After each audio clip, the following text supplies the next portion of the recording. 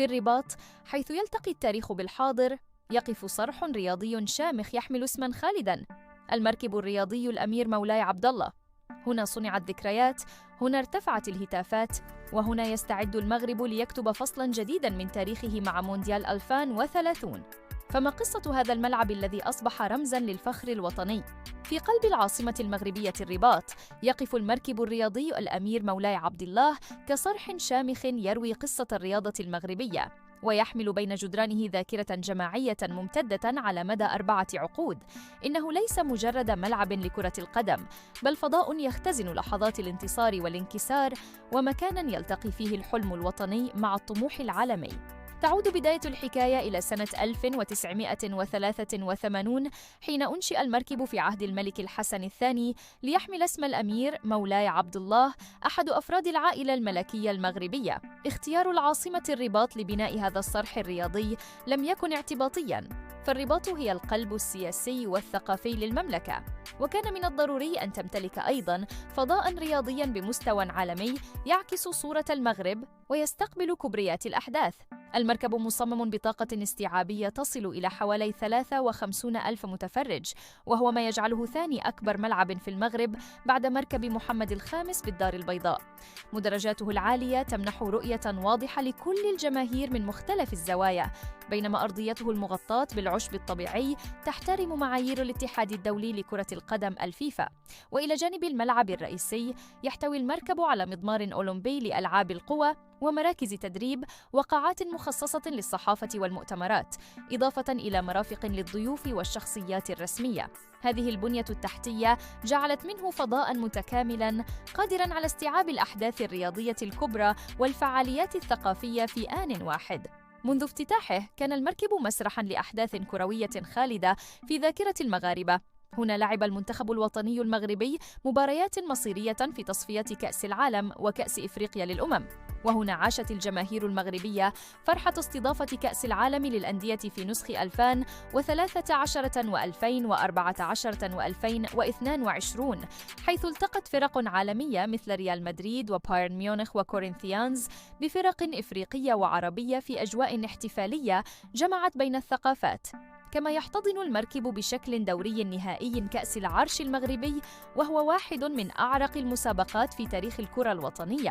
لكن المركب لم يكن يوماً حكراً على كرة القدم وحدها، فقد شهدت مدرجاته حفلات موسيقية كبرى لفنانين مغاربة وعالميين، واحتضن فعاليات وطنية ضخمة، ليصبح ملتقى متنوعاً للرياضة والثقافة والفن. إن تنوع استخداماته جعله أحد المعالم الأكثر شعبية في العاصمة الرباط، حيث يلتقي فيه عشاق الرياضة والموسيقى والجماهير من كل الأجيال. ولأن صرحاً بهذا الحجم يحتاج دوماً إلى التجديد، فقد عرف المركب عدة عمليات إصلاح وتحديث على مر السنين. ففي بداية الألفية الجديدة تم العمل على تحسين مرافقه ومدرجاته، وفي سنة 2013 و2014 جرى تجهيز أرضيته وتطوير أنظمة الإضاءة والشاشات استعداداً لكأس العالم للأندية. أما في السنوات الأخيرة وخاصة سنة 2022، فقد عرف المركب إصلاحات عميقة شملت الكراسي، اللوحات الإلكترونية، البنية الأمنية، والولوجيات الخاصة بذوي الاحتياجات الخاصة ليتماشى مع المعايير الدولية. واليوم مع اقتراب مونديال 2030 يشهد المركب خططاً أكبر لإعادة هيكلته وتوسيعه ليصبح ضمن الملاعب الرئيسية التي ستحتضن مباريات الحدث الكروي الأضخم في العالم. رمزية المركب لا تكمن فقط في هندسته أو سعته، بل في مكانته بقلوب المغاربة. فمن مدرجاته ارتفعت الهتافات الصاخبة التي رافقت انتصارات المنتخب، ومن بين جدرانه تسربت الدموع بعد الهزائم المريرة. إنه أشبه بمرآة للمشاعر الوطنية، حيث يتجسد حب المغاربة لكرة القدم وتتلاقى أحلام أجيال متعددة.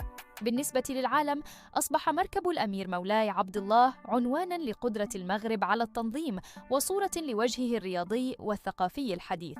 واليوم يستعد هذا الصرح لكتابة فصل جديد من تاريخه مع كأس العالم 2030، حيث سيقف إلى جانب ملاعب إسبانيا والبرتغال لاحتضان مباريات ستجلب أنظار العالم نحو الرباط. إنها فرصة تاريخية لإبراز مكانة المغرب كقوة رياضية وسياحية وثقافية، ولجعل مركب مولاي عبد الله يسطع من جديد في سماء الكرة العالمية. وفي النهاية يظل هذا المركب أكثر من مجرد ملعب، إنه ذاكرة حية تختزن الحكايات والإنجازات، ورمزاً للفخر الوطني، ومنصة ينتظر منها المغاربة أن تستمر في صناعة المجد وكتابة تاريخ جديد للرياضة المغربية. فهنا على أرضية هذا المستطيل الأخضر ووسط أصوات الجماهير يولد الحلم ويتجدد الأمل، ليبقى مركب الأمير مولاي عبد الله شاهداً خالداً على شغف المغرب بكرة القدم وحب الحياة. لا تنسى الاشتراك معنا ليصلك كل جديد، وإلى اللقاء، نراكم في حلقة أخرى بإذن الله.